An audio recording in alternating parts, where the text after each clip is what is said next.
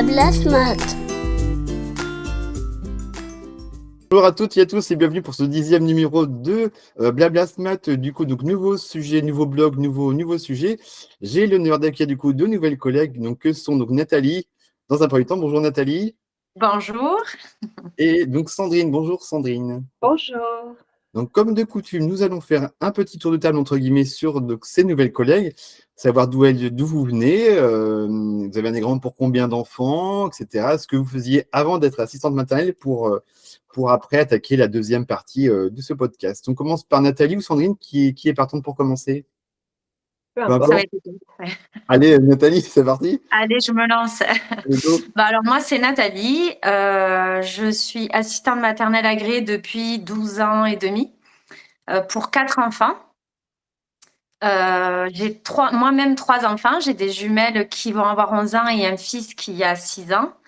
Et avant d'être assistante maternelle, en fait, moi, je suis auxiliaire de puériculture. Donc, j'ai travaillé dans un hôpital pour enfants malades et dans des crèches. Après, j'ai fait quelques mini remplacements par-ci par-là en maternité, mais c'était des petits remplats, quoi. Donc déjà un passif un peu dans le médical malgré tout au départ. Avant de... J'ai toujours été dans la petite enfance, ouais. D'accord, ok. Toi, Sandrine? Alors moi, je suis assistante maternelle dans le Gard. Je suis agréée depuis 7 ans. J'ai un agrément pour 4 enfants et actuellement, je fais 4 de 6 mois à 5 ans et demi. D'accord.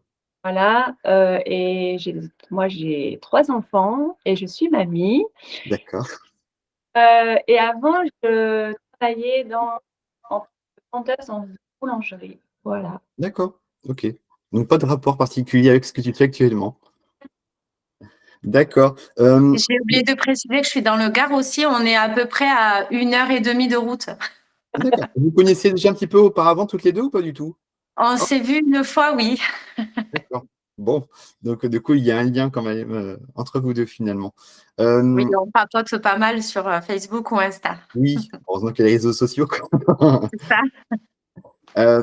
Du coup, comme je le disais tout à l'heure, effectivement, donc ce sera du coup un thème bien précis cette fois-ci, comme c'était le cas pour les autres podcasts. Du coup, cette fois-ci, on s'attaquera au thème du handicap et donc du fait d'accueillir donc le handicap au sein de notre domicile via notre métier, tout simplement. Effectivement, donc, ça va être intéressant.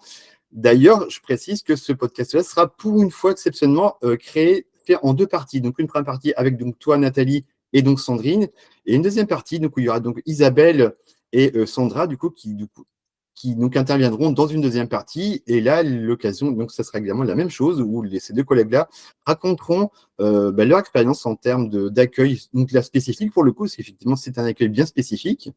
Et attaquons d'emblée, du coup, par ce podcast-là. Alors, par rapport à cette fameuse thématique du handicap, est-ce que vous avez, vous, votre vision de ce sujet-là, avant d'être asthmate, c'était quoi? Est-ce que vous connaissiez déjà un petit peu le handicap? Vous étiez déjà confronté à cette thématique-là ou pas du tout? Qui commence? Peu importe. Allez, Nathalie, J'y tu viens vais de parler. Allez, go. Alors, moi, oui, parce que du coup, j'ai travaillé, pour ceux qui connaissent, à Palavas-les-Flots, à l'Institut Saint-Pierre. C'est un hôpital pour enfants. Et en fait, j'y ai travaillé 4 ans de nuit. Et quand je suis partie, je me suis dit, plus jamais le handicap, c'est pas pour moi, c'est trop dur, je suis trop sentimentale. Enfin, c'était trop dur, en fait. Et déjà, je savais même pas comment j'ai tenu 4 ans là-bas. Et puis, en fait, il y a, je sais pas, ça doit faire 5 ou 6 ans, j'ai fait une formation sur l'autisme qu'on a par le biais de nos 58 heures, là. Donc, j'ai fait aussi. Voilà. Et en fait, ils nous ont apporté pas mal de clés, on va dire, pour répondre aux besoins de l'enfant, pour savoir l'apaiser, pour éviter. Alors, c'était porté sur l'autisme, mais très vite, pendant la formation, je me suis aperçue que c'était non seulement pour tous les handicaps, mais aussi, en fait, tout simplement pour tous les enfants qu'on accueille chez nous. On fait que ça, en fait, d'observer l'enfant et de répondre à ses besoins. Du coup, déjà, cette formation, elle m'a un peu réconciliée avec l'accueil d'un enfant porteur de handicap. Et puis voilà, ensuite, voilà, par la suite, je me suis lancée. Il y a eu un message, enfin, après on en parlera, un message d'une famille qui recherchait et le message m'a touchée et je me suis renseignée du coup sur ce handicap. Et du coup, je me suis sentie et j'ai trouvé que c'était, voilà, que ça pouvait être chouette pour moi et voilà. Je me suis lancée. Qu'est-ce qui t'avait touché, toi, sur ton précédent poste? C'était le fait, c'était des situations qui étaient dures, l'attachement aux enfants, c'était quoi, du coup, qui t'a... Alors, il y a eu plein de choses parce qu'en fait, comme j'étais de nuit, on était peu en nombre de personnel. Et du coup, j'avais à la fois des enfants qui étaient en sevrage de maman qui était toxico pendant la grossesse. À la fois, pendant les grandes vacances, enfin les vacances, tout ça, on avait des enfants atteints de mucoviscidose, on avait des diabétiques. Et à la fois, on avait aussi des enfants qui étaient accidentés de la route, tout ça. Et c'est pas facile, hein. Franchement, c'est pas facile. Ouais, et du coup, je m'étais dit, bon après, c'est sûr, c'est pas forcément facile. Le diabète, on peut avoir, c'est pas pareil, c'est pas le même genre de handicap, mais enfin tout de suite, voilà. Après, je suis partie de là et je me suis dit, stop, moi, je veux retourner au pays des bisounours. En vrai, en fait, c'était ça, quoi. C'est voilà. Et pourquoi Asmat, du coup, est-ce que il y avait une réflexion particulière sur le fait de devenir assistante maternelle ou pas du tout? C'était une continuité, comme tu disais tout à l'heure, ou... Alors moi, avant d'être asthmate, j'étais, enfin surtout dans les crèches. Là, j'étais Oui, 4 ans dans d'accord. cet hôpital. C'est le lien. Et en fait, moi, j'ai toujours aimé voir l'évolution de l'enfant, le suivre, grandir. Les maternités, je m'éclatais, mais j'étais toujours frustrée parce que ils étaient là 3 jours et après on n'a plus de nouvelles et ça me correspond pas. Et du coup, ben, les crèches, ça me correspondait parce qu'on voyait les enfants pendant plusieurs années, on les voyait grandir, tout ça.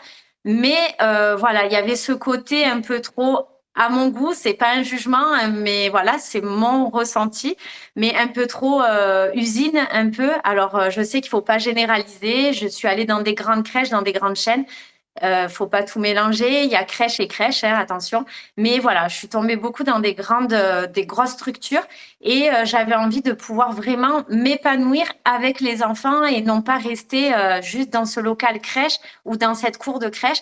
J'ai eu besoin de tenter l'aventure en tant qu'asthmate et en fait, depuis, ça m'a plu et j'ai pas envie de revenir en arrière. En fait, je m'éclate. D'accord, donc c'est l'éclate, effectivement, actuellement en tout cas. Toi, Sandrine, donc ton lien au handicap, c'était quoi finalement? Est-ce que tu as eu un lien au handicap auparavant ou pas du tout? Pas du tout. Pas du tout.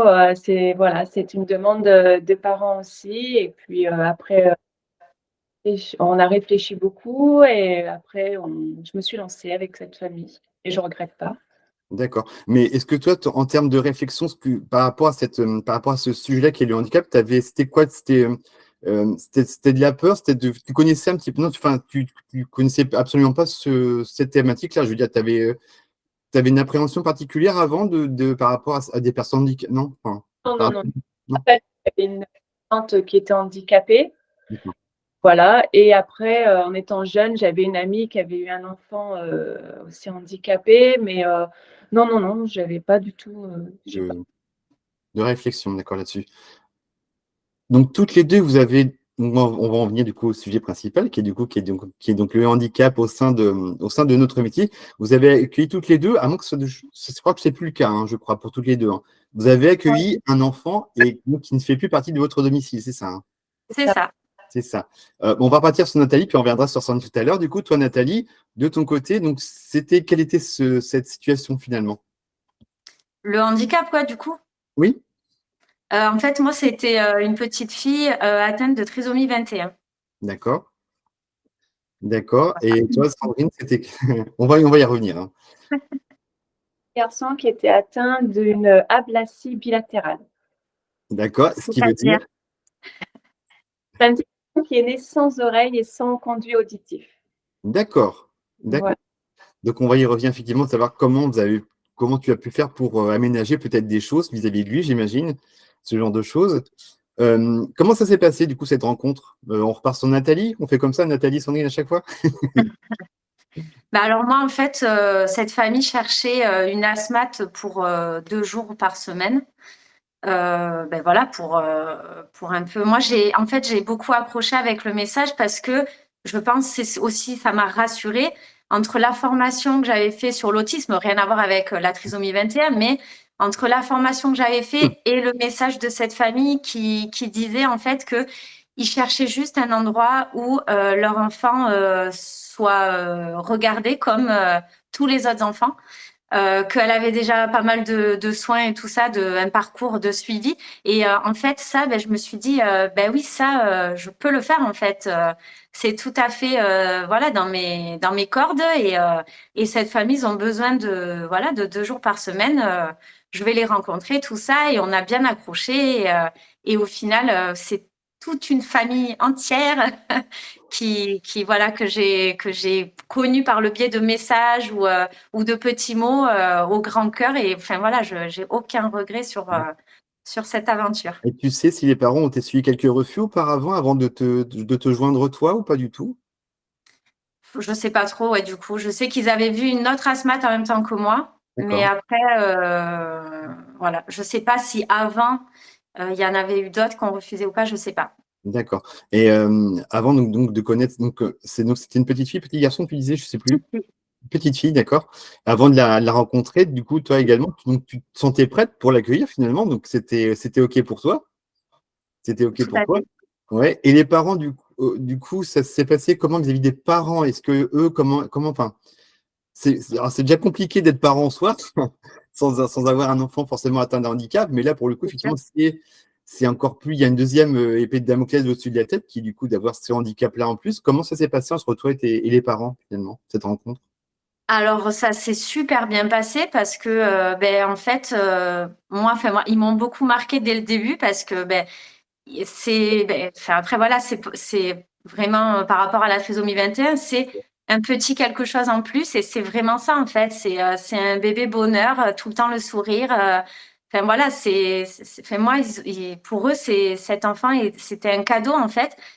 Enfin et c'est vrai, en fait. Cette petite fille, elle apporte des choses partout où elle va. Là, maintenant, elle est à l'école et elle apporte, à la personne qui l'accompagne, à sa maîtresse, enfin voilà, ils ont tout de suite eu un discours, voilà, c'était pas du tout une contrainte en fait. Le handicap n'était pas du tout une contrainte.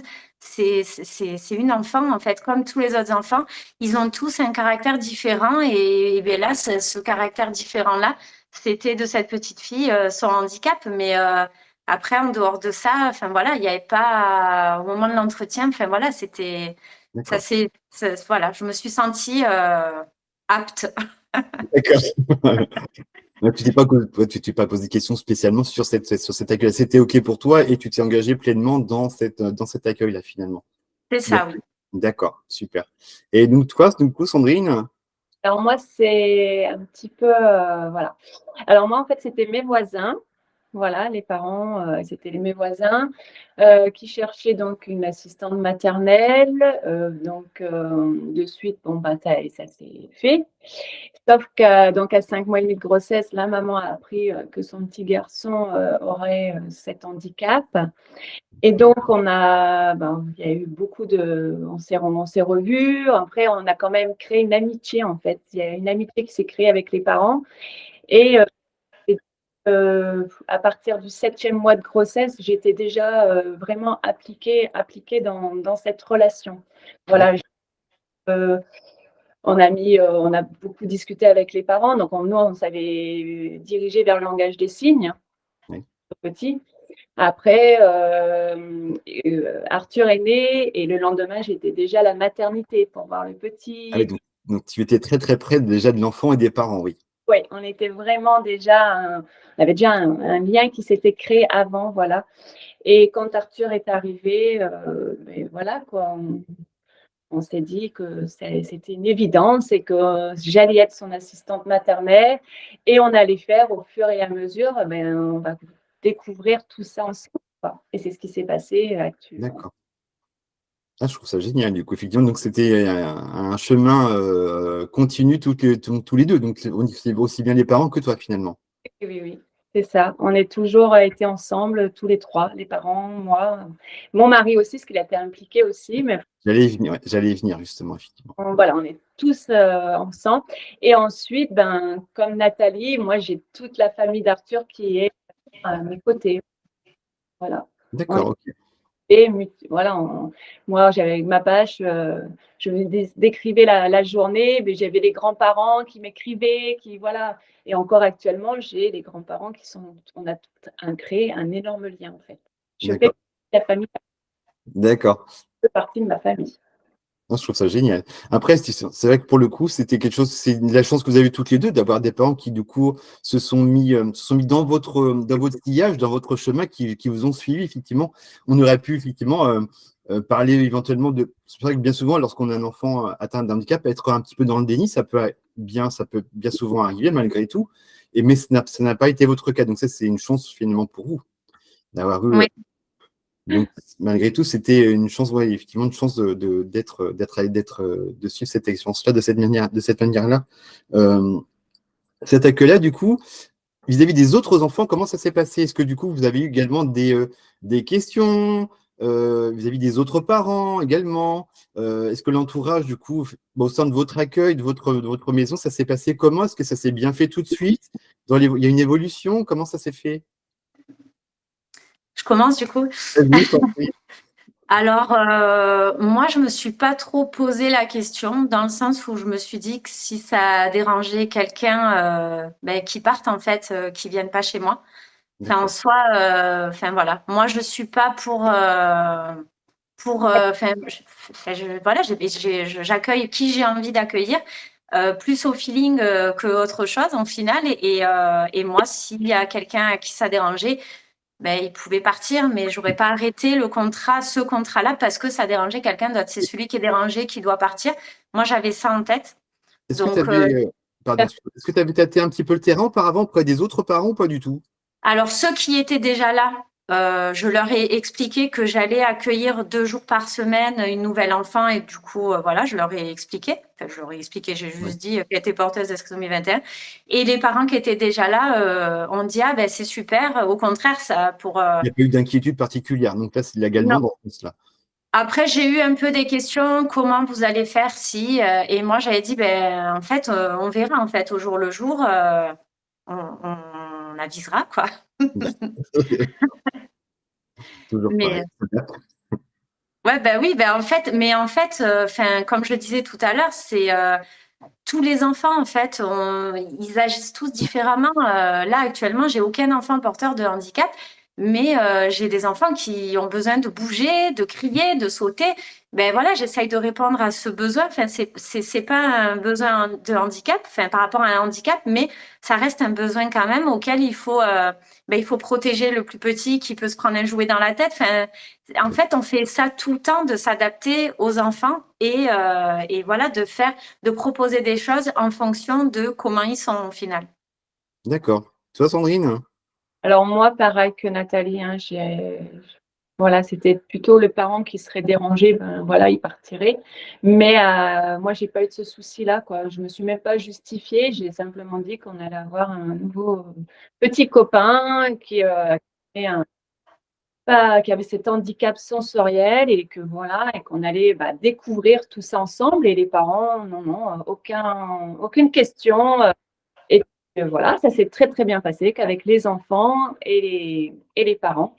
Après, nous, Arthur, il était, comment dire ça, après, Arthur, il était un peu connu, entre guillemets, donc les parents savaient qui était Arthur, qu'est-ce qu'il avait Arthur, et donc il n'y avait eu aucune question. Après, c'est un enfant les parents voulaient absolument qu'il soit comme les autres, voilà, qu'il n'y avait pas de différence, qu'il n'y avait pas, voilà, il fallait pas que je le couvre plus qu'un autre, il fallait qu'il soit comme les autres enfants.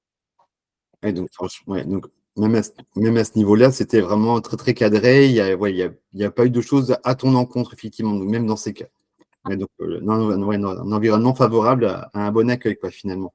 Également, j'ai à l'esprit une question, mais par rapport justement, effectivement, que on s'engage vis-à-vis d'un enfant, on engage également un petit peu notre famille, malgré tout, derrière tout ça.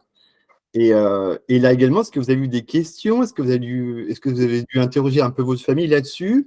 Qu'est-ce qu'ils en ont pensé? Alors moi, j'ai même pas posé de questions, c'est même pas. Aucune question. Alors moi, par contre, j'ai des enfants qui sont plus petits, donc forcément, nous, on a abordé le sujet. Parce que au fur et à mesure où cette petite fille a grandi, ben forcément, il y avait des petites choses, un peu des cheveux qui étaient un peu tirés, des petites choses comme ça, où voilà, où là j'ai expliqué à mes enfants, les petits accueillis, ils sont pas, enfin pour moi, ils peuvent pas tout comprendre, le handicap, tout ça, ils sont tout petits, quoi. Oui. Mais d'eux-mêmes, ils comprennent très vite, en fait. C'est rigolo, ils sont protecteurs à amener des jouets, à tout ça. Mais par contre, moi, mes filles étaient plus grandes et du coup, avec elles, j'ai pu échanger, voilà, leur expliquer, leur montrer. Et il y a même eu en plus un film, je me rappelle plus le nom, j'ai pas révisé. Il y a eu un film sur justement une petite fille porteuse de trisomie 21 qui rentre dans le monde du travail et tout. Et du coup, c'est vrai qu'on l'a regardé et tout. Enfin, c'est chouette en fait parce que ça leur a montré encore plus de choses. Enfin voilà, moi j'ai adoré, c'est top. Et par contre, mon mari, aucun. Enfin voilà, c'est pour lui, j'accueille des enfants, trisomie, pas trisomie, j'accueille des enfants quoi. D'accord. En termes de handicap, effectivement, donc est-ce qu'on peut estimer que le handicap, aussi bien la trisomie que le handicap qu'a vu, du coup, je sais plus, c'est un petit garçon, une petite fille, toi, Sandrine, tu me disais? C'était Arthur, pardon, donc c'est un petit garçon, voilà. Est-ce que c'est considéré comme un handicap lourd ou pas du tout? Comment ça se traduit? Est-ce que vous savez ça? Comment ça se traduit en termes de handicap? Est-ce que c'est dit lourd? Est-ce qu'il y a une échelle en termes de handicap ou pas? Comment ça se passe? Alors là, Question piège. Ouais, moi j'avoue que en fait, vu qu'on ne s'est pas posé ce genre de questions, on ne sait pas. Enfin, est-ce qu'il y a vraiment des catégories, enfin, et à quoi ça servirait, j'ai envie de dire, de mettre des catégories de handicap? C'est juste qu'en fait, je pose cette question-là parce qu'effectivement, en termes d'accueil spécifique, lorsqu'on accueille un enfant atteint de handicap, j'imagine, là, je viens à la question de l'aménagement éventuel qu'il aurait pu y avoir chez vous, effectivement. Est-ce que vous auriez senti capable d'accueillir un enfant atteint d'un handicap un peu plus lourd, avec genre un fauteuil roulant, ce genre de choses, ou est-ce que vous auriez senti de faire ce genre de choses, ou est-ce que ça aurait été une réflexion un peu différente? alors moi, je pense que si ça aurait été plus lourd que l'handicap sensoriel, je pense que j'aurais diminué mon agrément pour être disponible pour cet enfant D'accord, un peu plus. Voilà. d'accord. Après, moi, je trouve que l'handicap sensoriel d'Arthur n'a pas eu vraiment. J'ai pas eu besoin d'aménager mon accueil, quoi. D'accord. Vraiment besoin, il fallait surtout qu'on fasse très attention, qu'il ait toujours son bandeau sur la tête pour avec 2 capteurs puisse entendre, voilà. Et nous, on avait vraiment mis en place ce langage de signes tout petit. Et puis, au fur et à mesure qu'il grandissait, ben, on s'est rendu compte qu'il nous comprenait et qu'il arrivait à s'exprimer. Donc, en fait, on n'a pas eu besoin de continuer sur le langage des signes.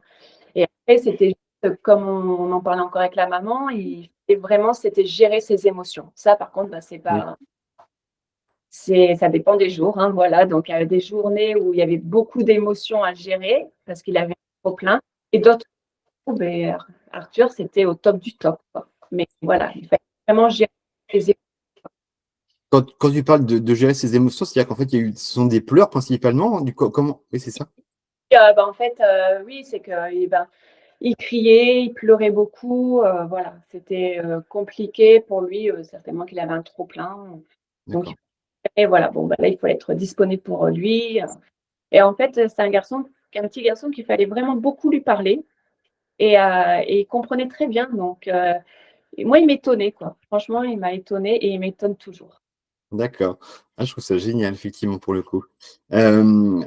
Par rapport à cette du coup, j'imagine que toi, Sandrine, tu as dû faire donc cette fameuse formation donc, de la LSF, tu disais tout à l'heure, c'est ça? J'ai été formée au langage des signes avec peur. Et puis après, je me suis aussi formée toute seule, on va dire, et avec la maman. On avait acheté des livres, même sur les émotions, on a acheté les livres, les coussins. Enfin voilà, il y avait vraiment un gros travail avec la maman. D'accord. Tu la pratiques toujours ou pas? C'est juste par curiosité. Un petit peu D'accord. pour les tout petits. D'accord. Également, Moi, donc, je voulais revenir. Pardon. vas-y, je t'en prie.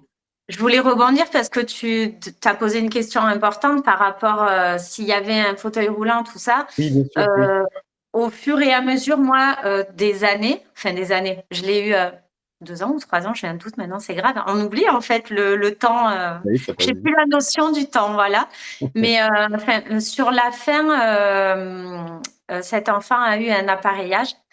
Et j'avoue que je me suis demandé si je devais avoir l'appareillage chez moi, si je me sentais capable ou pas, parce que on peut pas pousser une poussette avec 3 bébés et en même temps un appareillage à côté. Bien sûr. Et en plus de ça, dans mon espace d'accueil, moi, j'ai un espace à part de ma maison, mais du coup, c'est tout petit. Ça fait 25 mètres carrés, dortoir compris. D'accord. Donc, du coup, il y aurait clairement pas eu la place. Mais je pense que les parents, en fait, c'est ça, c'est qu'on n'avait même pas besoin de se dire les choses. Des fois, d'eux-mêmes, en fait, leur enfant a été appareillé, mais ça se passait avec eux, en fait. C'était le soir en rentrant à la maison, c'était le mercredi, parce qu'elle n'était pas là le mercredi, parce qu'on est passé de 2 jours à 4 jours, D'accord. puisque la confiance s'est créée et tout le monde s'est senti rassuré, tout ça. Et du coup, elle venait pas le mercredi.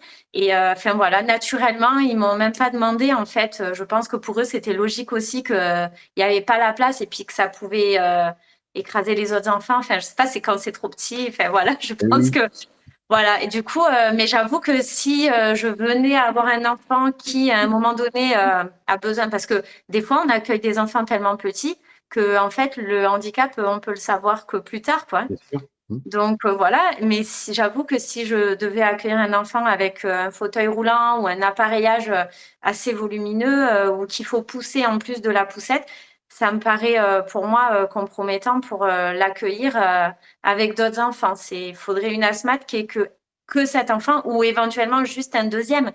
Mais avec 4, ça me paraît, pour ma part, hein, après attention, je parle que en mon nom, ça me paraît ouais, plus compliqué, ouais. Alors, Et moi, de ma part, j'aurais diminué ma capacité, pardon, d'accueil. oui. Bah, oui. C'est une transition toute. Pardon. Appareillage, elle dit pas de sortie, mais comme moi, hein, on ne peut pas prendre la poussette, on ne peut pas tout prendre, quoi. Exactement. Bah, transition toute trouvée, justement, j'allais parler de ça justement par rapport aux sorties, effectivement. Parce que, pareil, dans ce métier-là, on parle beaucoup d'isolement professionnel malgré tout.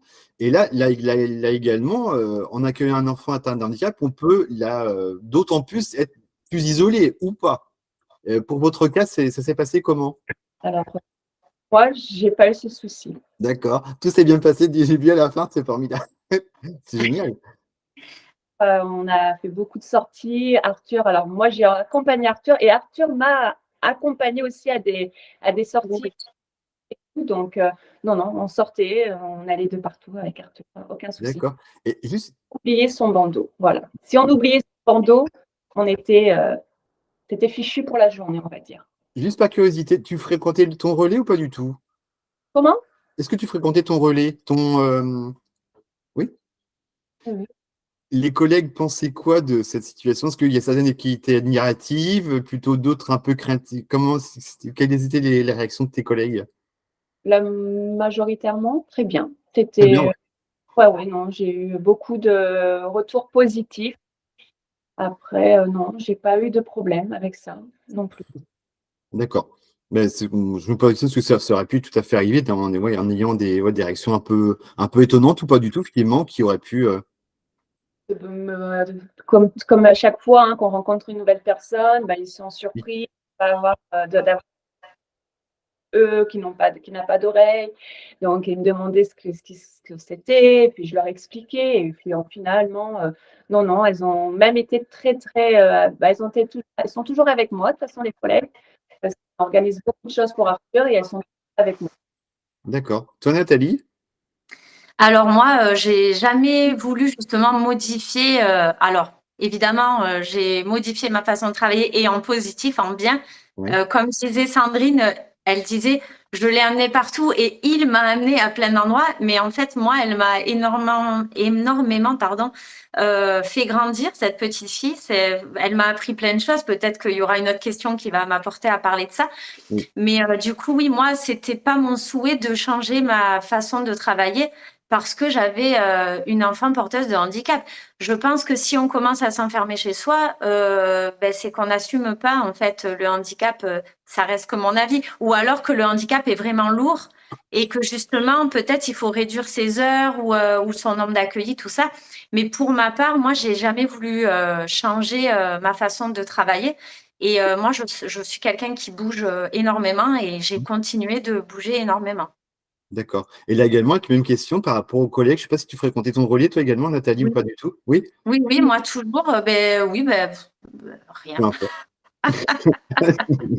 J'allais au marché aussi, les Oui, mamines tout le temps. Alors des fois, c'est marrant parce qu'on voit que les gens, ils aimeraient que je dise quelque chose. Ils se mettent sur la poussette. Oh, oh, elle est mignonne. Oh. Et ils attendent de voir si je dis quelque chose ou quoi. Et puis après, ben, bonne journée, bon marché, bonne balade. Enfin bon, d'accord. voilà. Ben, moi, voilà. Non, non, ouais, je me suis pas du tout renfermée. Au contraire, non.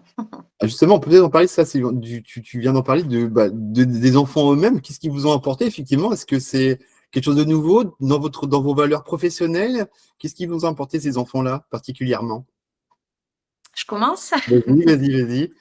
Alors moi, au tout début, en fait, quand elle est arrivée, elle se déplaçait pas encore ni rien. Et au fur et à mesure où elle a grandi, la phase où on met tout à la bouche, elle ne s'est jamais arrêtée, en fait. Pas dans mon accueil, hein. Là, à l'heure d'aujourd'hui, j'ai des nouvelles, voilà, elle évolue, elle grandit, enfin tout ça.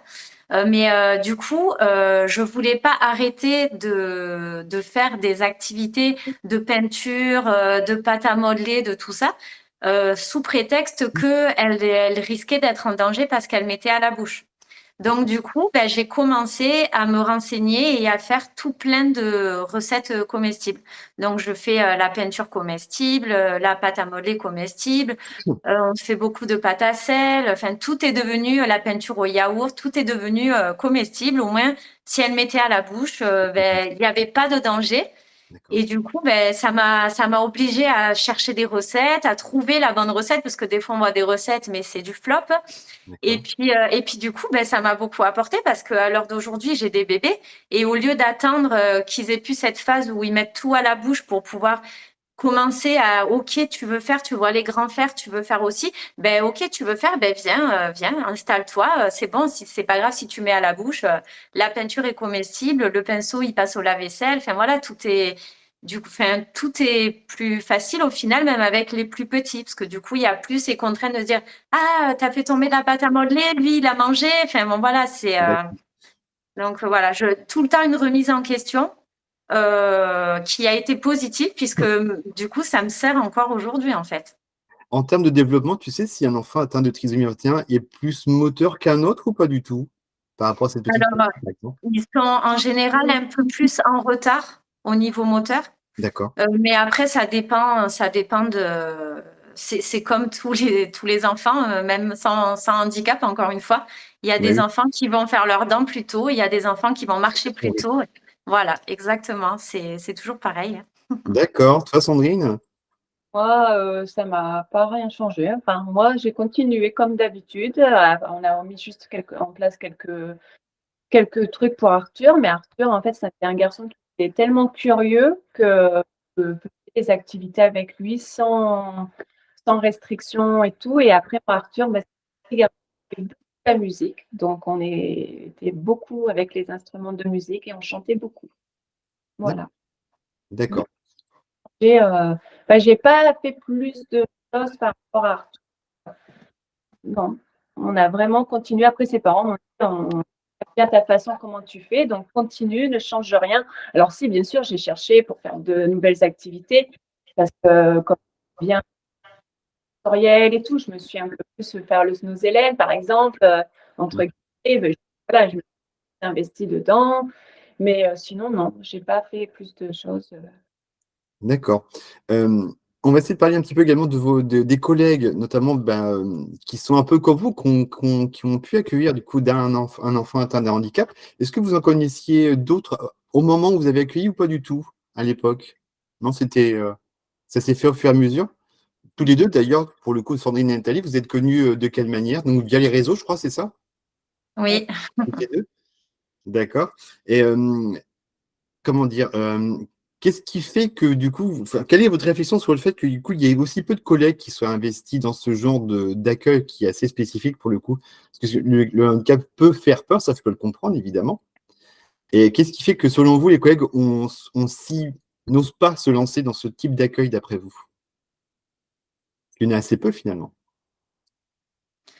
Moi, je pense, oui, la peur déjà de ne pas répondre aux besoins de l'enfant ou de se sentir dépassé. Oui. Non. La peur, parce que je pense que si c'est un échec, c'est pas un échec que pour la SMAT, ça peut renvoyer à la famille de nouveau. Enfin, je pense que ça, enfin, on peut se dire que si on arrête, la famille, pour eux, c'est un peu un rejet aussi de leur enfant. Ça doit pas être évident. Enfin, ouais, peut-être, ouais, c'est ça. D'accord. Peur aussi. Moi, peut-être qu'ils vont se dire, on va être isolé, quoi, parce que avec un enfant handicapé, peut-être plus pouvoir sortir, rester à la maison, ça peut leur faire peur. Oui, tout simplement, du coup. Mais c'est vrai qu'il y a finalement, j'avais vu un article l'autre jour là-dessus qui disait qu'en fait, il y a très très peu de collègues, hein, effectivement, qui accueillent un enfant atteint d'un handicap, parce que effectivement, il y a le terme, il y a le terme peur qui revient souvent, du fait, et puis de l'incompréhension de ce que c'est que ce handicap, ce que c'est qu'un handicap, effectivement. Et il y avait un article, notamment, je l'ai sous les yeux là. Et en fait, il y avait 3 étapes qui fait que du coup, comment accueillir un enfant en situation de handicap? Donc, la première étape, c'est entourez-vous. Je sais pas, du coup, vous étiez plutôt bien entourés toutes les deux, visiblement, notamment vis-à-vis des parents qui étaient dans votre sillage. Donc, ça, c'était une bonne chose vis-à-vis de vous, vis-à-vis de ça. Vis-à-vis de la PMI, ça s'est passé comment? Est-ce qu'il y a eu un lien particulier ou pas? Pas du Pas tout. du tout. Ouais.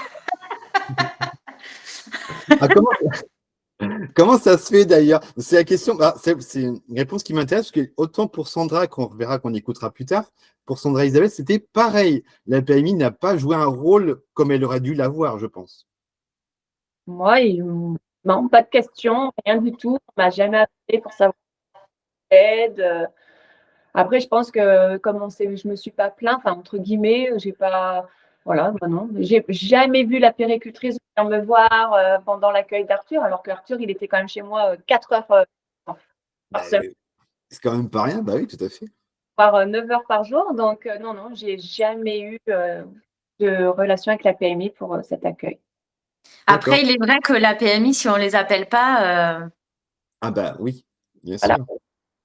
moi, j'ai eu une demande de dérogation ou un renouvellement, je sais plus. Enfin, mais non, oui, c'est vrai que à part ça se passe bien et tout, oui, voilà. Ok. Ouais. Je trouve que c'est super étonnant quand même, parce qu'effectivement, enfin, là, oui, Sandrine, tu disais, pardon. Et on s'est débrouillé toute seule avec la famille, mais voilà, moi, j'ai pas eu d'aide de personne d'autre. Donc, ouais, donc c'est les mêmes témoignages qu'on aura, effectivement, vous verrez, avec Sandra et Isabelle. C'est pareil, ces deux collègues-là se sont débrouillés toutes seules, entre guillemets, avec les parents. Donc, moi, je tombe des nues, hein, un peu, parce qu'effectivement, je suis un peu naïf là-dessus. Mais moi, ça me paraissait tellement évident à ce que la PMI soit du coup au taquet là-dessus.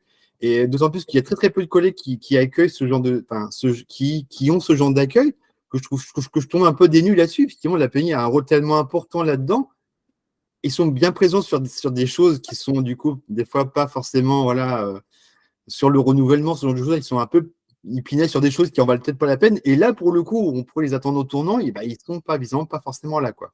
Ben, Donc, moi, si je peux me permettre, je suis pas étonnée plus que ça parce que ben, en fait, les enfants qui ont un handicap, ils sont tellement suivis justement oui, que, oui, c'est vrai. que du coup, qui mieux que les parents peuvent nous donner des conseils ou nous, si on a des questions, la PMI, si je les appelle, je suis pas sûre qu'ils connaissent tous les handicaps, ils sont pas forcément formés pour tous les handicaps qui existent, alors que le parent en lui-même, je pense que Oui, c'est vrai. Après, en plus, moi, ma puéricultrice, elle est allée quand même chez Arthur. Parce que, Ah, ah oui, voilà, le premier mois de naissance, enfin, je sais pas, ils vont faire un truc, j'en sais rien, enfin bref. Et donc, la maman me dit, sache quand même que ta puéricultrice vient, par exemple, demain. Et moi, je lui dis, ah bon, et tout. Mais en fait, je pensais qu'elle allait venir justement me voir, parce qu'on ah avait ouais. pas du tout. Et je n'ai jamais eu d'apport, rien du tout. Ah oui. Bon, c'est comme ça. moi, j'ai eu, là, je ne parle pas de la PMI, j'ai eu à un moment donné une petite phase où j'avais l'impression, alors si les parents me regardent, ils vont me tirer les oreilles parce qu'ils me disent toujours mais n'importe quoi. J'ai eu l'impression que je n'apportais plus rien à cet enfant à un moment donné. Et j'ai eu besoin de conseils justement pour savoir comment lui apporter des nouvelles choses. Et donc, j'ai téléphoné à un endroit où elle est suivie, en fait, pour tout ce qui est moteur, justement, tout ça. Et en fait, on m'a conseillé d'acheter un parc. Un Et je parc. suis, ouais, et je suis contre les parcs, en fait. Oui, oui. Donc, j'en ai parlé aux parents. J'ai énormément pris sur moi et j'ai acheté un parc d'occasion, pas trop grand non plus, pour la mettre de temps en temps dedans, lui proposer. Alors, j'ai pas voulu que ça soit un parc comme ça où on met un bébé ou machin. J'en ai fait un parc, j'en ai parlé aux parents, bien sûr, sensoriel. J'avais mis des cadres sensoriels. C'était son temps sensoriel. Mais en fait, au bout d'un mois, j'ai revendu le parc. Ça ne correspondait pas du tout à mes valeurs. Ça n'a lui apporté rien de plus. Et en plus de ça, j'ai jamais eu un mail ou un coup de téléphone pour savoir comment ça allait, alors que cet enfant allait là-bas toutes les semaines, en fait, quoi. Donc jamais il y a eu, je vais rappeler la nounou pour voir où ça en est ou rien du tout. Et du coup là, je me suis dit bon vaut mieux que j'échange avec les parents et envers moi-même que finalement. Enfin voilà, c'est vrai que ça m'a pas donné envie d'aller chercher plus loin. Après, voilà, les parents aussi enfin même toute la famille, hein, comme je disais tout à l'heure, ont toujours eu des mots gentils justement pour dire quand j'envoie toujours des photos pendant la sieste de ce qu'on a fait le matin. Il y a toujours eu des petits messages, merci, vous lui apportez beaucoup, c'est super de l'avoir évolué, c'est super de l'avoir avec les autres, c'est super ceci, c'est super cela. Et c'est vrai que du coup tout ça, ça m'a donné confiance et au final, j'avais pas besoin de plus que finalement de sentir que je faisais ce qu'il fallait au final. C'est juste ça, en fait. On a besoin finalement de temps en temps d'entendre que je fais ce qu'il faut et que c'est bien et que voilà. D'être Et appuyé un petit peu, oui. c'est ça. La PMI, en venant une fois même si elle venait régulièrement, une fois tous les je sais pas combien de mois, qu'est-ce que ça aurait apporté finalement? Elle m'aurait demandé comment je m'organise, elle m'aurait demandé si je sors, comme un peu là les questions qu'on se pose pour échanger avec tout le monde, mais je suis pas sûre que j'aurais eu des conseils ou je sais pas. Bah, peut-être, ne serait-ce qu'en termes d'écoute, déjà, si tu te sentais en situation de, peut-être pas en difficulté, mais tu vois, si tu avais un trop plein de ras-le-bol, peut-être, ça pourrait peut-être arriver, d'avoir une oreille, une écoute auprès de la PMI, je sais pas si ça pourrait, je sais même pas si ça existe, ce genre de choses auprès de la PMI, je pense que oui, peut-être un psychologue, je sais pas si ça peut exister, je crois que oui, il me semble que oui, mais, Mais après, je sais qu'on a des personnes, il y a des personnes que justement quand on accueille un enfant porteur de handicap, en tout cas nous, chez nous, je sais pas chez toi Sandrine, mais je sais qu'il y a des personnes, il y a des relais handicap qui peuvent venir chez nous et qui peuvent aussi aller chez l'enfant et du coup faire le lien. Mais au final, quand on a commencé à faire ce lien-là, c'était la fin du contrat et la petite fille est rentrée à l'école. Donc, c'est un réseau qui se met en place dès le début, ça, ce lien-là, ou pas du tout? C'est un truc qui se fait? alors non, ça se met en lien si nous, on appelle en fait.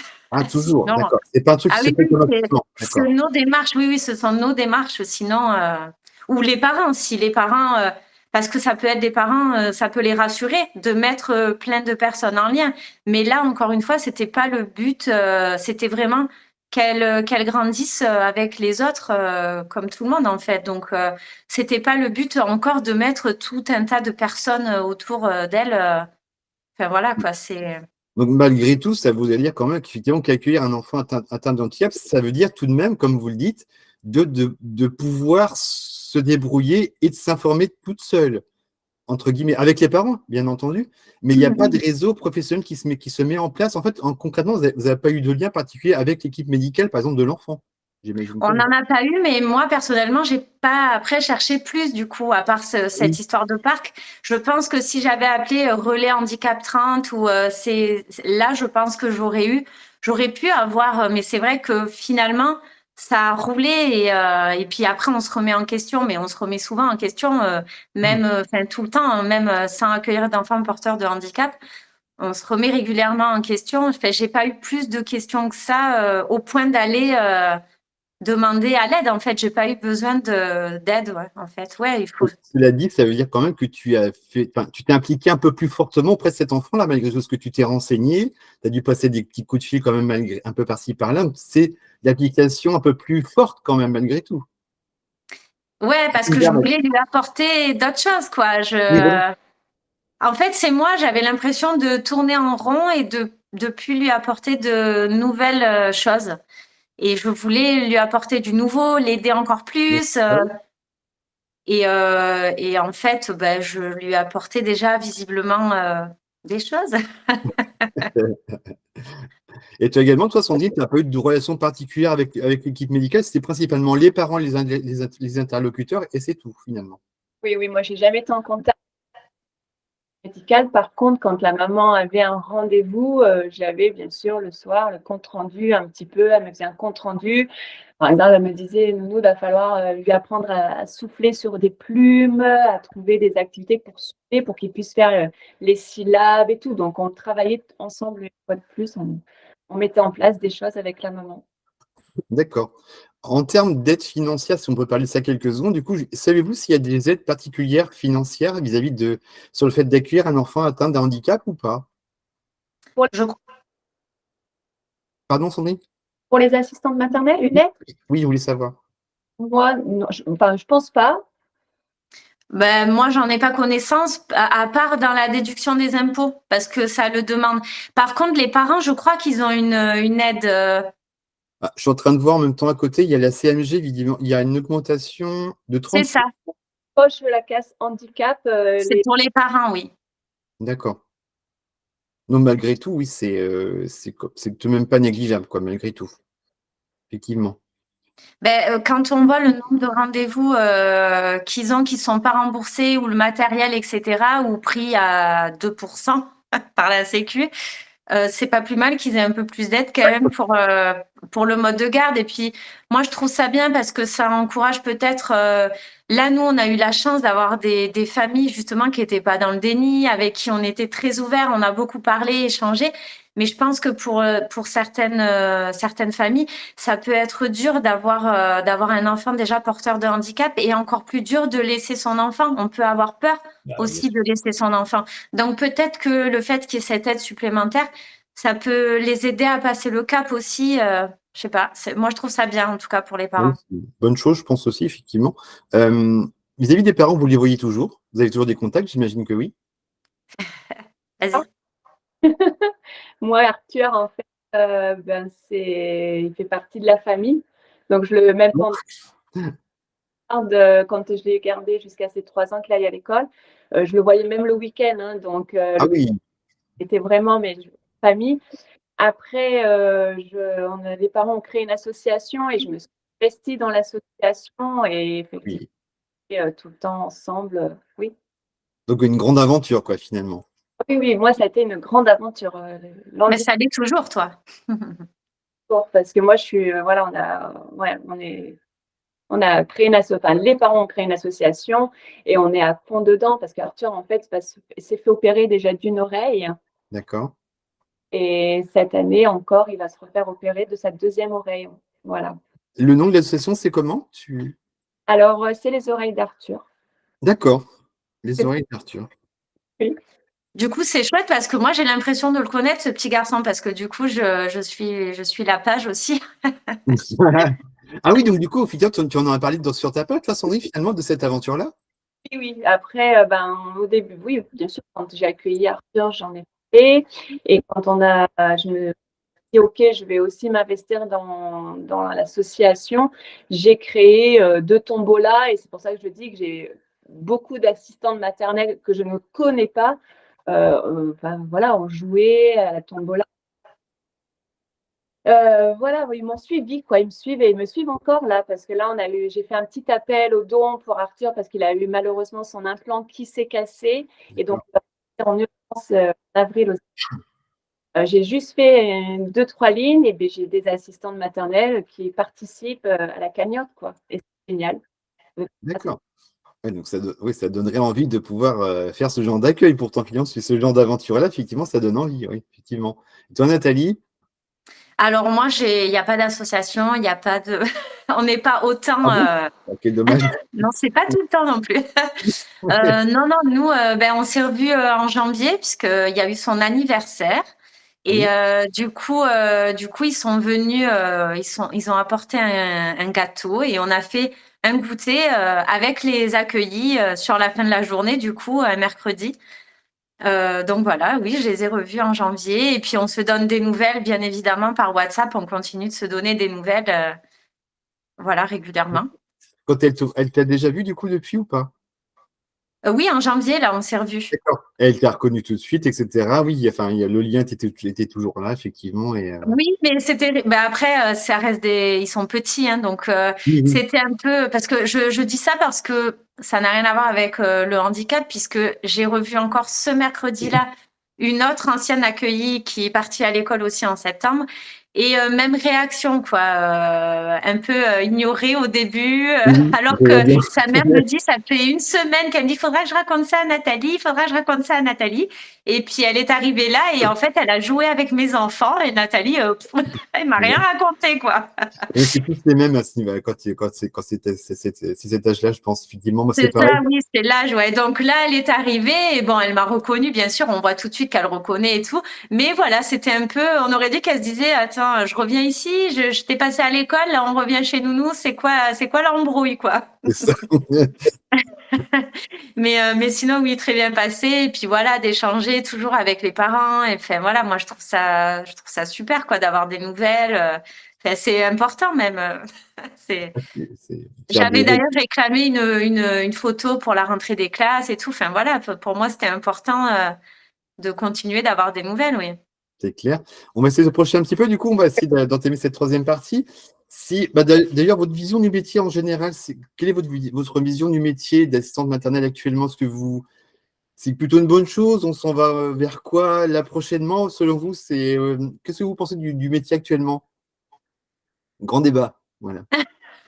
Grande question. Alors, par rapport à quoi? Par rapport Par vraiment au rapport métier en général ou par rapport aux enfants, aux parents, à ce Un qu'on peu de fait? tout, en fait, ouais, par rapport aux enfants, par rapport au métier en général, comment tu le sens, toi, oui, voilà, oui, effectivement, c'est d'un point de vue administratif, comment ça se passe et comment tu vois le métier à l'avenir, effectivement, vers ce sur quoi on va, etc. Alors moi, je m'éclate de plus en plus parce qu'au fur et à mesure où je fais des formations, ça m'ouvre tout plein de chakras. Mm. Et donc du coup, alors moi comme Sandrine aussi, je me suis formée, alors pas vraiment, enfin c'est des vrais signes, mais c'est pas vraiment la langue des signes, c'est parler avec un mot, un signe. Ah, J'ai moi fait aussi. niveau 1 et niveau 2. Et moi, je signe aussi avec les enfants. Donc, rien que ça, si vraiment on le fait à fond, ça peut occuper bien nos journées parce qu'entre les comptines signées, les histoires signées, signer les besoins des enfants pour qu'ils puissent aussi s'exprimer, tout ça. Moi, ouais, là, je m'égare, mais enfin, pour l'avenir du métier, ben voilà, moi j'ai envie de dire évoluons, continuons d'évoluer. Toutes ces formations, moi je trouve que c'est important d'en faire. Ça aide vraiment à. J'ai énormément. Ben là, c'est simple. On est devenus amis avec une petite fille que j'accueillais il y a plusieurs années maintenant, et on s'est vu encore le week-end dernier. Et en fait, on en parlait. Je disais, j'ai évolué quand même depuis. Alors je dis pas que. Enfin, toutes les étapes sont importantes. Je dis pas que c'était nul avant ce que je faisais, mais forcément, ça restait plus basique. Ça restait, voilà, les dessins, les machins. C'est vrai que maintenant, on fait des thèmes, on signe, on fait de l'éveil musical, on s'éveille à l'art, on les amène dans des musées, voir des expositions. Enfin, voilà, l'été dernier, je les ai amenés faire du bateau. On est même allé à Haribo. Bon, ça, il y a des parents, ils n'aiment pas trop, mais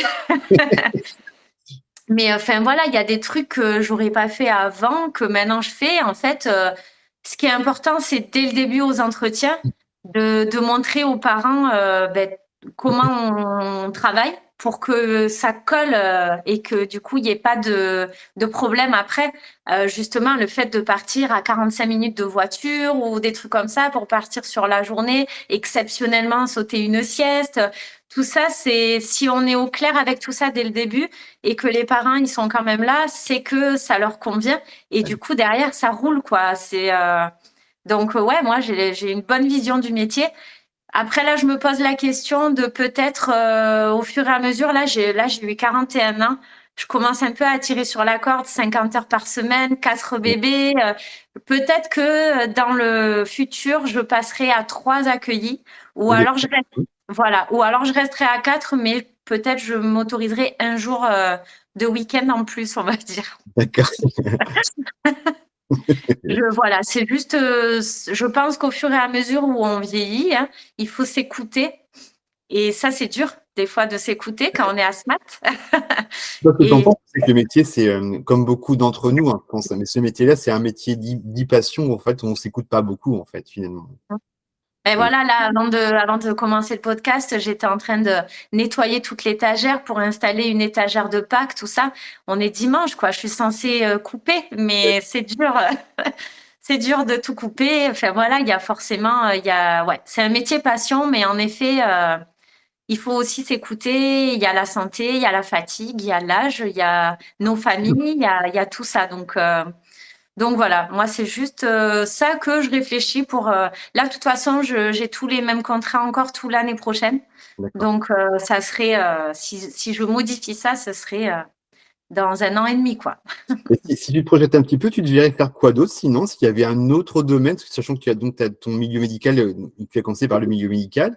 Donc là, la petite enfance, tu le verrais toujours dans la petite enfance plus tard quand même ou Si j'arrêtais un jour à Asmat, moi j'aimerais animer des ateliers pour enfants 3-6 ans, quoi. Enfin, même avant, des fois, mais avec les parents du coup. Mais voilà, plein d'ateliers culinaires, d'ateliers créatifs, d'ateliers tout ça. Ce serait toujours la petite enfance, mais plus que des activités en fait. D'accord. Il faut bouger toujours, quoi, finalement. C'est ça. D'accord. Toi, Sandrine, alors? Alors moi, parce que moi, je suis un peu plus vieille que Nathalie. Moi, actuellement, mon métier, moi, je le vis comme une passion, hein. Ouais. Le dimanche, j'ai un petit peu arrêté de penser au métier. Finalement, on fait des choses, hein, parce que voilà. Mais si je devrais me projeter vers autre chose, ce serait pour les petits. Alors, j'ai pas tout compris, ça a dû couper, excuse-moi. École, ça peut être maternelle. D'accord. Ou bien en tant que responsable d'un relais. Ah oui, d'accord. J'aimerais bien. Ça me tente bien, ça, par contre. Ça fait quelques mois que j'ai réfléchi. Ah oui, donc c'est vraiment en réflexion, alors. Oui, oui. Que moi, avant, ça fait quand même 17 ans que je suis assistante maternelle. La nuit, le jour. Donc, j'avais vraiment des contrats horaires atypiques. Après, j'ai eu Arthur. Et là, j'ai toujours 4 enfants. La fatigue commence à se ressentir, oui, c'est vrai. Ouais. Donc, si je devrais arrêter en tant qu'aspirante, déjà, pas arrêter, je ne voudrais pas qu'on croie que je vais arrêter. Mais oui, je ralentirai et je me dirigerai plus vers une autre formation. Enfin, voilà, je me dirigerai vers. Oui, j'aime bien ma responsable, ce qu'elle fait pour les. Elle est très investie avec les enfants. Je me dis pourquoi pas. Voilà. D'accord.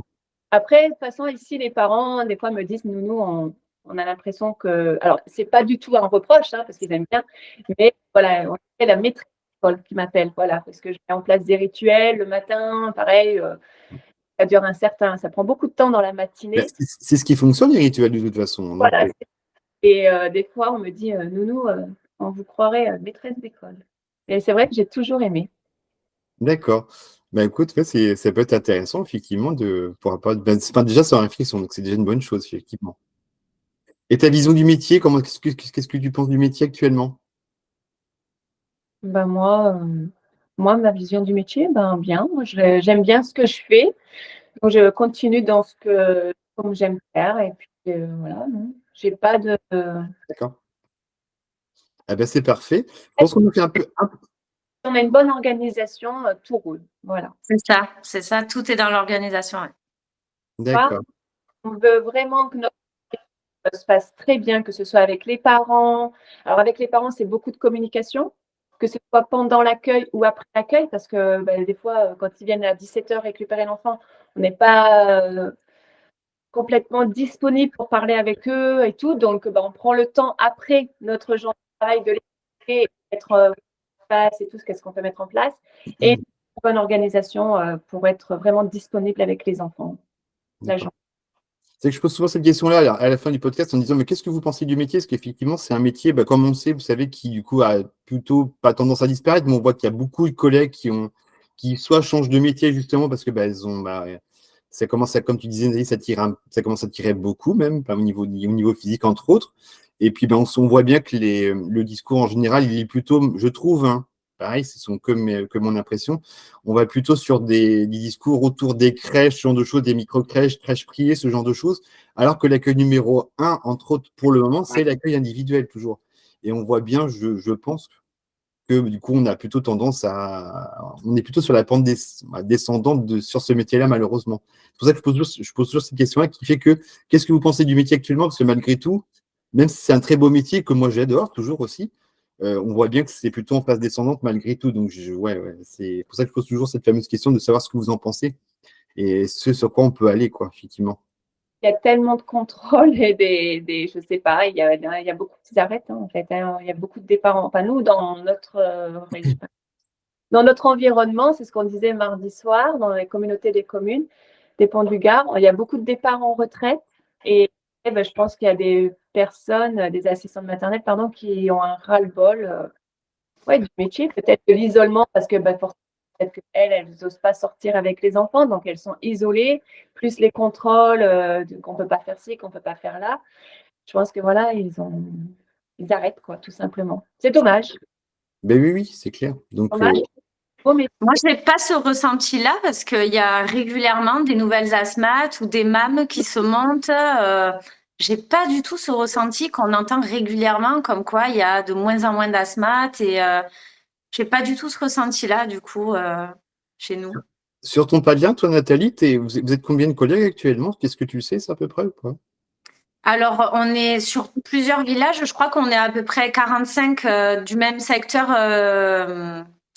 comment ça s'appelle, du RPE. D'accord, 45 du coup. Et tu sais, c'est plutôt stable, enfin, le nombre est plutôt stable ou tu sais si ça bouge un peu? C'est à peu près, hein, parce que j'ai pas les chiffres exacts, mais oui, ça a l'air plutôt stable.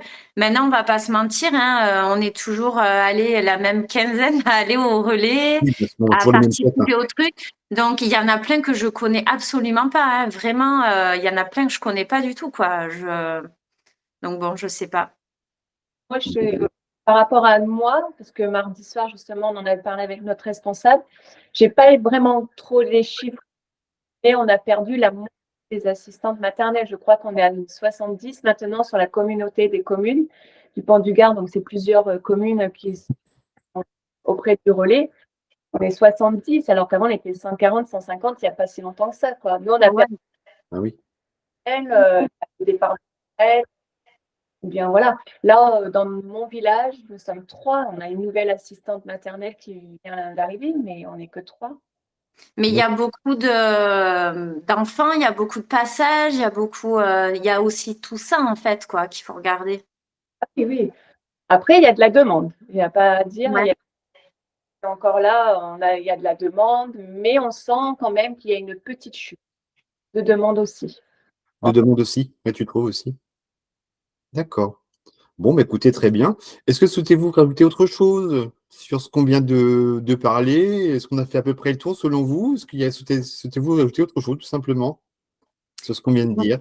Moi, juste que si la famille de cet enfant à question me regarde, ben, que je les remercie beaucoup pour leur confiance et tous leurs gentils mots qui m'ont aussi beaucoup apporté. Ben voilà, comme je disais tout à l'heure, pour me donner confiance, pour me rappeler que je suis à ma place et que cet enfant était à sa place aussi chez moi. Et donc voilà, merci à toute cette famille qui se reconnaîtra du coup, cette famille. Et voilà, sinon, non, rien de plus. C'est vraiment une belle expérience que j'ai vécue. Et je pense que vraiment, si on doit dire un mot aux asthmates qui hésitent, je pense que si elles hésitent, c'est que déjà, elles sont pas dans le refus complet. Donc voilà, faut se renseigner, je pense, sur le handicap s'ils sont contactés par une famille pour voir voilà, qu'est-ce qu'il va falloir, s'il faut modifier des choses ou quoi dans l'accueil. Et après, si elles se posent la question, c'est que elles ont sûrement envie de tenter l'aventure parce que c'est quand même très riche. Et du coup, ben, j'ai envie de leur dire d'y aller et de garder toujours en tête, mais ça, je le dis même encore il n'y a pas longtemps à une collègue, voilà. Des fois, on rencontre des situations, handicap ou pas. Il faut toujours garder en tête qu'il faut s'écouter et que quand c'est trop dur, on a aussi le droit de démissionner, en fait. Donc, voilà, oui, c'est sûr que c'est pas le meilleur des trucs. Et puis, pour un enfant, tel qu'il soit, porteur de handicap ou pas, c'est sûr que c'est pas cool si l'enfant voit 10 000 asthmates. Mais si la personne se sent prête et qu'elle a envie et qu'elle se renseigne sur le handicap et qu'elle se dit oui, j'ai envie de tenter l'aventure, qu'elle a un bon feeling avec la famille, ça c'est vraiment le plus important. Parce que s'il n'y a pas d'échange, ça va être compliqué. Mais pour même toujours pareil, hein, même quand il n'y a pas de handicap. Du coup, qu'elle fonce en fait, c'est chouette, c'est chouette. C'est une belle aventure. Toi, Nathalie, on peut te retrouver sur les réseaux sociaux, plutôt Instagram ou Facebook? C'est plutôt Instagram peut-être, non? Alors sur Instagram, je partage plus des idées d'activités, de recettes, tout ça. Et sur Facebook, c'est vraiment mon quotidien de nounou. Tous les jours, je poste. D'accord, tous les jours. Ok, donc on est très présente Sur Facebook, oui. sur Facebook. Et toi, Sandrine, ouais. Sur Instagram, c'est juste les stories en fait, un peu de stories et des idées en post. Voilà. D'accord. Toi, Sandrine, peut-être plus Facebook, je crois, de mémoire. Plus Facebook, où je raconte ma petite vie tous les jours. Voilà. D'accord. Les enfants, les activités, voilà, les hauts, les bas, tout. Voilà. D'accord. Je vous remercie beaucoup d'avoir participé à ce podcast, d'avoir donné un peu de votre temps perso. J'ai bien conscience que du coup, c'est du temps perso que je prends sur vous. Donc, merci à vous d'avoir pu merci à toi aussi, parce que c'est du temps perso pour toi aussi. Oui. C'est une super idée de lancer des sujets comme ça avec des asthmates, et ça m'a permis aussi de te découvrir et de découvrir un peu d'autres asthmates. Et donc, merci à toi aussi, c'est chouette. C'est vrai que je trouve que le sujet méritait au moins d'avoir au moins 2 numéros, puis c'est qu'on en parle trop peu, malgré tout, du handicap au sein de notre métier. C'est un truc qui est. Je pensais vraiment pas avoir autant de retours sur mon appel, en fait, sur ce sujet-là. Donc, je trouve ça vraiment très, très bien. Et j'espère que les gens pourront en profiter un maximum et de l'écouter, ce podcast-là, en tout cas, avec vous deux, entre autres, et également Isabelle et Sandra. Donc, merci à vous. Et quant à nous, on se retrouve à une prochaine fois pour un prochain sujet, d'ici quelques semaines ou d'ici quelques mois. Merci beaucoup. Et je vous dis au revoir et à bientôt. À Merci. bientôt. Au revoir, merci.